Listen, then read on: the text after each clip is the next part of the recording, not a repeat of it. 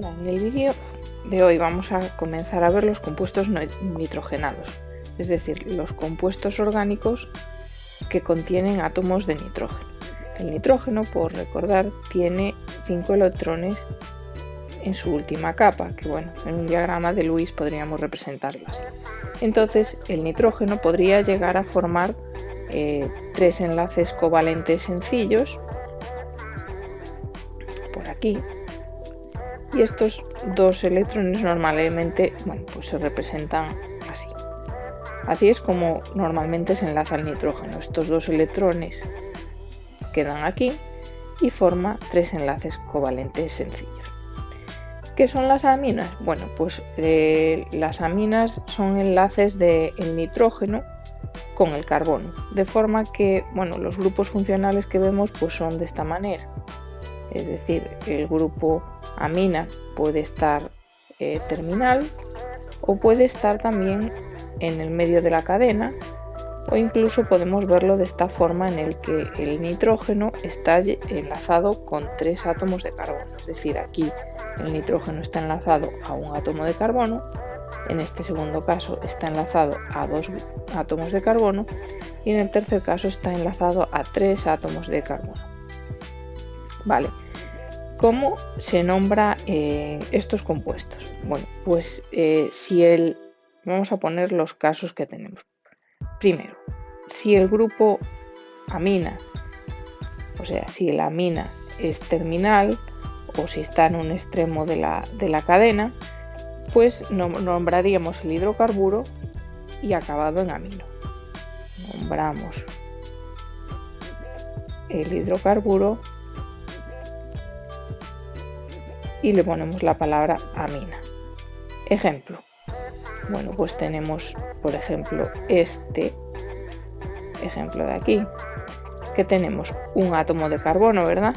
Luego es un metano, pero como aquí tenemos el grupo amina, esto lo nombraríamos como metanamina, ¿vale? Si la amina no es terminal, amina está en el medio de la cadena,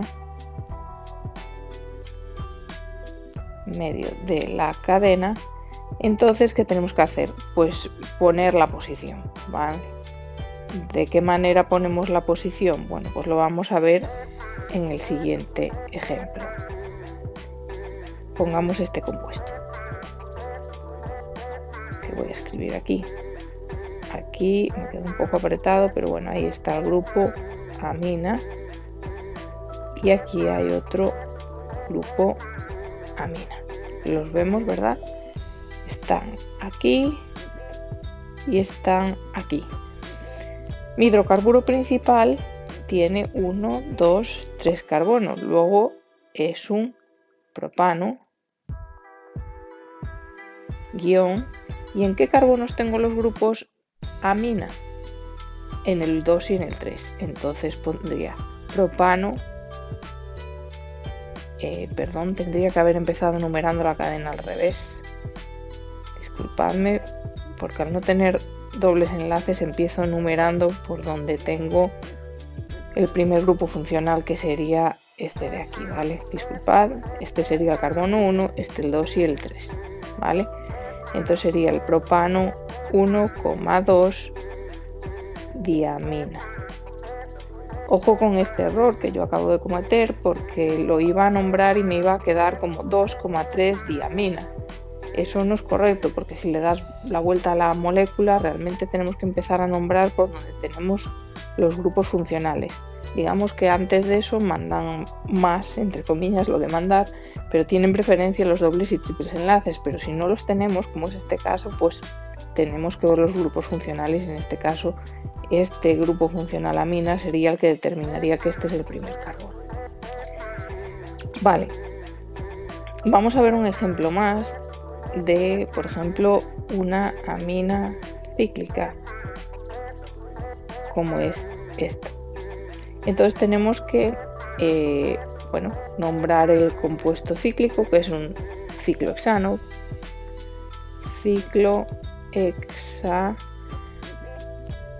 Y bueno, no escribimos ciclohexano, escribimos ciclohexanamina. Digamos que evitamos poner hexanoamina, ya se reduce a hexanamina, ¿vale?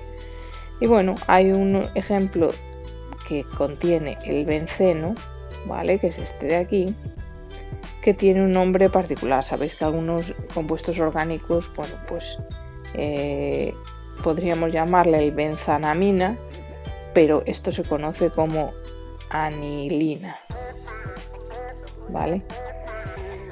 Nos queda, sin embargo, un ejemplo más. Aquí hemos hablado en el primer ejemplo si tenemos la amina terminal, si tenemos la amina en el medio de la cadena, pero nos queda poner qué pasa o cómo nombramos el caso en el que el nitrógeno, cómo nombramos cuando el nitrógeno está unido a 2 o 3 átomos de carbono.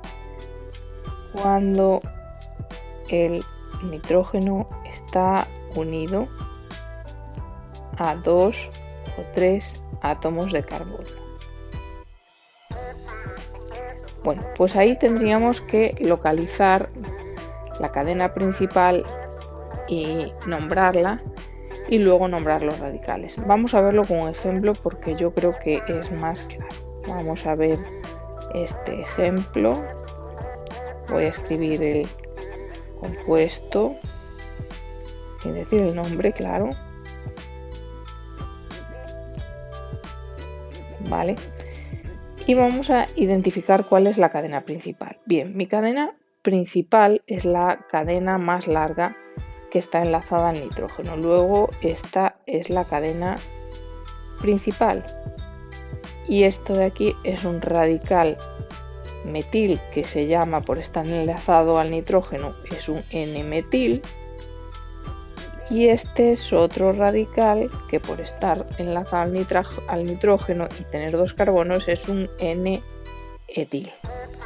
¿Vale? Entonces tenemos aquí identificada realmente la cadena principal, que es la más larga que está enlazada al carbono, y 2 radicales. Entonces, ¿cómo nombramos esto? Pues lo comenzamos nombrando los radicales, como cuando teníamos un hidrocarburo con radicales, pero les ponemos este nombre que acabamos de poner. Entonces este sería el N-etil-N-metil. Vale, y ahora nombramos la cadena principal. Es una cadena de 1, 2, 3, 4 carbonos, luego es un butano. Escribimos por tanto bután y escribimos en qué puesto está la amina, ¿vale? Bután 1 amina. Bután 1 amina. Esta sería la forma de nombrar este compuesto.